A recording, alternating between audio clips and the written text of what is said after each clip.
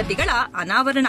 ಕೊಡಗು ಜಿಲ್ಲೆಯ ಸೋಮವಾರಪೇಟೆ ತಾಲೂಕು ಸೂಡ್ಲಬ್ಬಿ ಸಮೀಪದ ಕುಂಬಾರಗಡಿಗೆಯಲ್ಲಿ ಬಾಲಕಿಯನ್ನು ಹತ್ಯೆ ಮಾಡಿದ ಆರೋಪಿ ಪ್ರಕಾಶ್ನನ್ನು ಇಂದು ಸ್ಥಳ ಮಹಜರಿಗೆ ಪೊಲೀಸರು ಕರೆದುಕೊಂಡು ಹೋಗಿ ಘಟನಾ ಸ್ಥಳವನ್ನು ಪರಿಶೀಲಿಸಿ ಕ್ರಮ ಕೈಗೊಂಡಿದ್ದಾರೆ.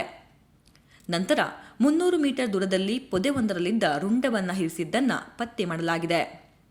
ಕೃತ್ಯಕ್ಕೆ ಬಳಸಲಾದ ಆಯುಧವನ್ನು ಕೂಡ ಈ ಸಂದರ್ಭ ವಶಪಡಿಸಿಕೊಳ್ಳಲಾಗಿದೆ. ಕೃತ್ಯ ನಡೆಸುವ ಸಂದರ್ಭ ಆರೋಪಿ ಧರಿಸಿದ್ದ ಬಟ್ಟೆಯನ್ನು ಕೂಡ ಪೊಲೀಸರು ವಶಕ್ಕೆ ಪಡೆದುಕೊಂಡಿದ್ದಾರೆ. ಘಟನೆಗೆ ಕಾರಣ ಇನ್ನಷ್ಟೇ ತಿಳಿಯಬೇಕಾಗಿದೆ.